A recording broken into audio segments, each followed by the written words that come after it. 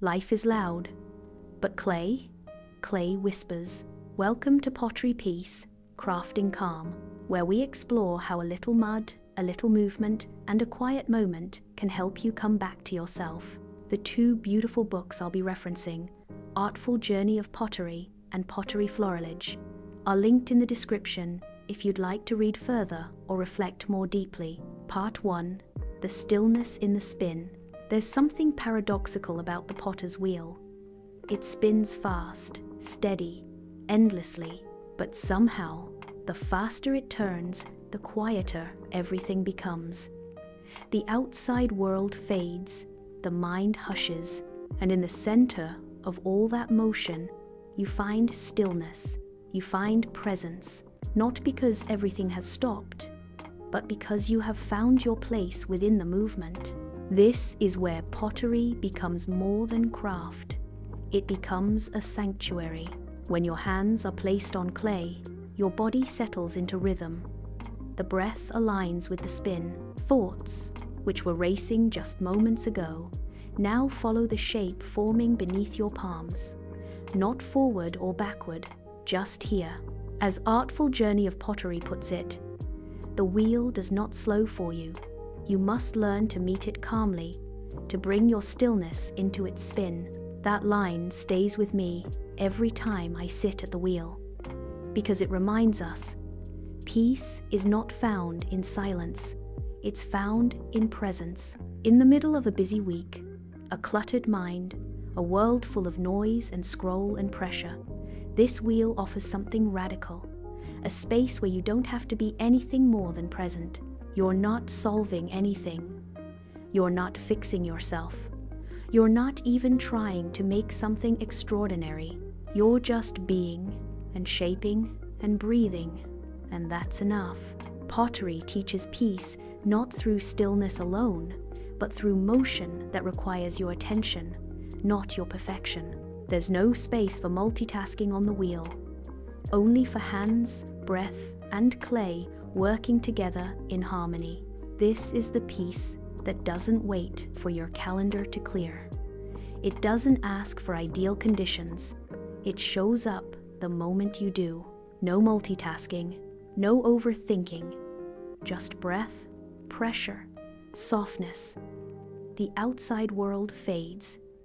You're here now. So the next time life feels like it's spinning too fast, ask yourself, have I found the center, or am I just reacting to the motion? Because peace isn't what happens when the wheel stops.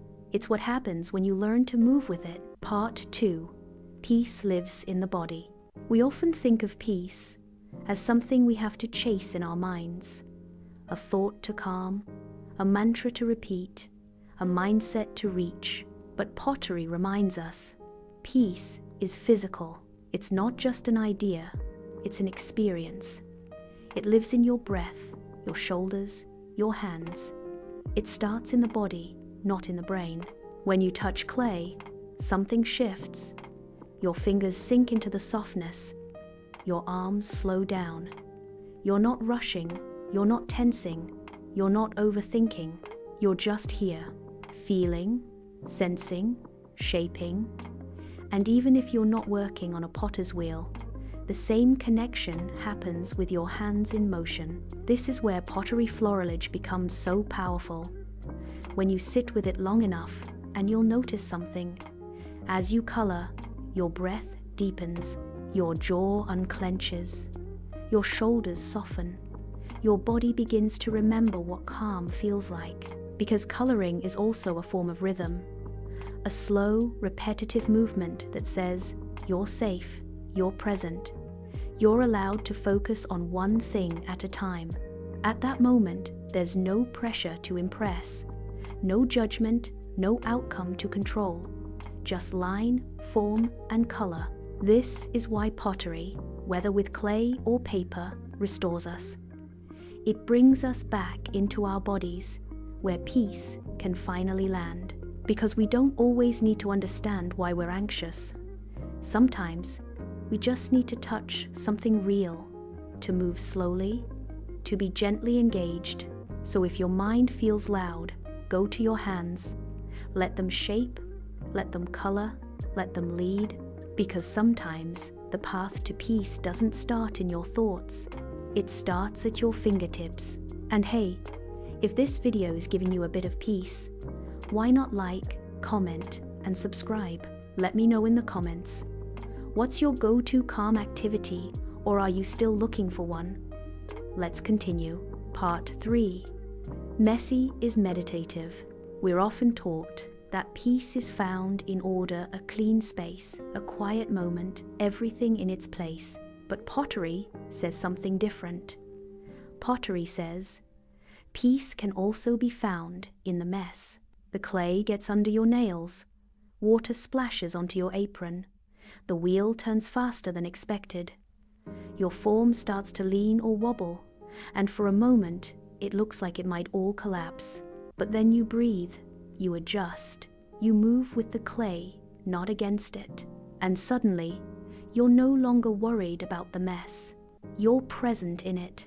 That's the shift, because messiness is not the enemy of calm, it's part of how we get there.